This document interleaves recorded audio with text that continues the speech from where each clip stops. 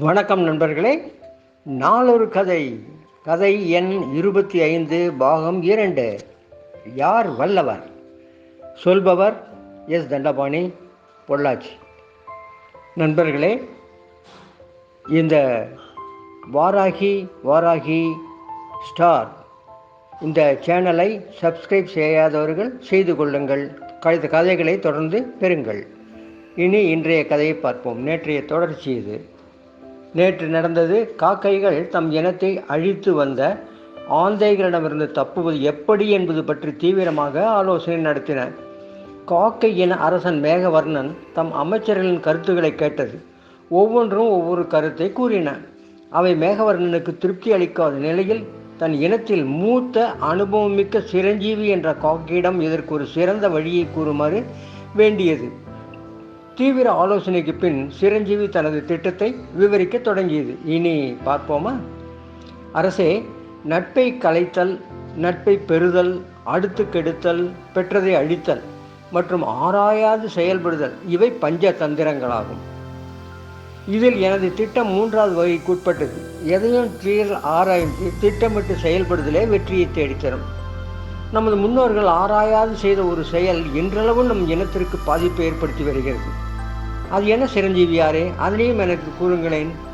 அரசே, ஜவ்வாது மலைப்பகுதியில் அங்குத்தி அருவி என்று ஒரு அருவி உண்டு. ஊத்தங்கரை அருகில் உள்ளது இது.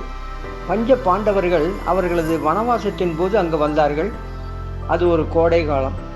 கடுமையான வெயில்.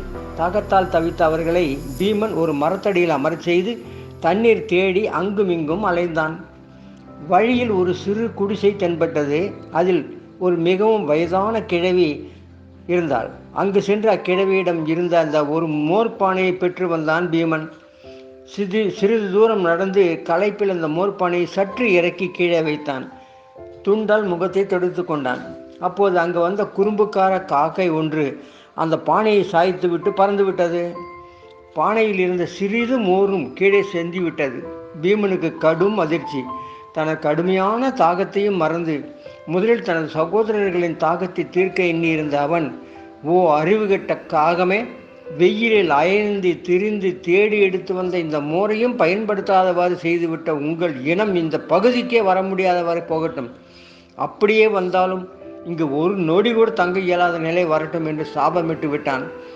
எனவே ஆராயாமல் செய்த அதன் செயலால் நம் இனமே அந்த பகுதிக்கு இன்றளவும் செல்ல இயலாத நிலை ஏற்பட்டு விட்டது என்று கூறி முடித்தது.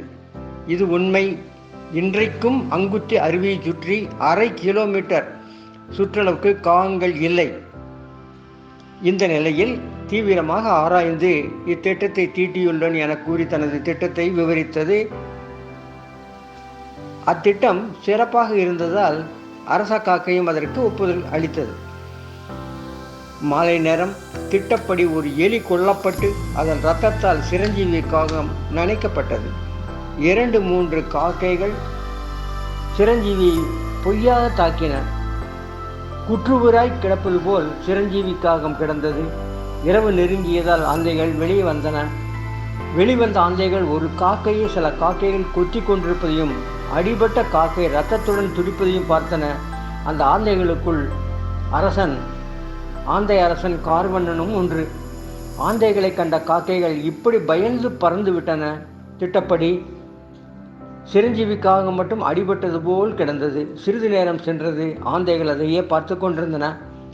முடிவில் அரச ஆந்தை, என்ன நடக்கிறது இங்கே? வாருங்கள், அருகே சென்று பார்ப்போம். அருகே சென்றன. அவற்றை பார்த்ததும் சிரஞ்சீவிக்காக மிகவும் பயந்தது போல் நடித்தது. காக்கையாரே, அஞ்ச வேண்டாம். நாங்கள் உங்கள் விரோதிகள். ஆனாலும் கல் நெஞ்சம் உடையவர் அல்ல. எங்களால் உங்களுக்கு ஒன்றும் நேராது. பார்த்தால் வயதானவர் போல் தோற்றமளிக்கிறீர். என்ன நடந்தது? ஆந்தை அரசே, நம் இரு இனங்களும் சதா சண்டையிட்டு கொண்டிருப்பது எனக்கு பிடிக்கவில்லை. இரு இனமும் பேச்சுவார்த்தை நடத்தி சமாதானம் அடைவோம் என்றோ யாராலோ நடந்ததை நாம் ஏன் பலிகடாக வேண்டும் என்று என் இனத்தாருக்கு எடுத்து கூறினேன். எவ்வளவு கூறியும் நான் சொன்னது எடுபடவில்லை.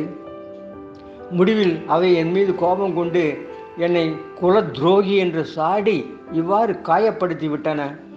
இனி ஒருபோதும் எங்கள் இருப்பிடத்திற்கு வராதே. அந்த ஆந்தைகளுடனேயே கூடி குழாவி கொண்டு என்று என்னை தாக்கிக் கொண்டே இருந்தன. இன்னும் சிறிது நேரம் இருந்திருந்தால் நான் இறந்தே போயிருப்பேன். நல்ல வேளை நீங்கள் வெளியே வந்ததும் அவை தப்பி ஓடிவிட்டன என்று சோகத்துடன் கூறியது. அதை அனுதாபத்துடன் கேட்டிருந்த ஆந்தை அரசன் தன் இனத்தாரை பார்த்து, பாவம், இது நமக்காக வாதாடி இந்த நிலைக்கு வந்துவிட்டது, இதை நாம் கொண்டு சென்று காப்போம் என்று கூறியது. அங்கிருந்த ஆந்தை அமைச்சர்கள் ஒன்றான மதியூகி, மன்னா, அவசரப்பட வேண்டாம், சற்றே யோசியுங்கள். நமது பகைவரை அவ்வளவு எளிதில் நம்பிவிடக்கூடாது, அது நமக்கே யமனாக முடிந்து விடலாம் என்று கூறியது. அதற்கு சில ஆந்தைகளும் ஆதரவு தந்தன. இதை கேட்ட சிரஞ்சீவி காகம் சற்றே கலங்கியது. நமது எண்ணம் ஈடேறுமா என்று அச்சப்படத் தொடங்கியது. அதன் திட்டம் நிறைவேறியதா? அதை நாளை பார்ப்போம். நன்றி, வணக்கம்.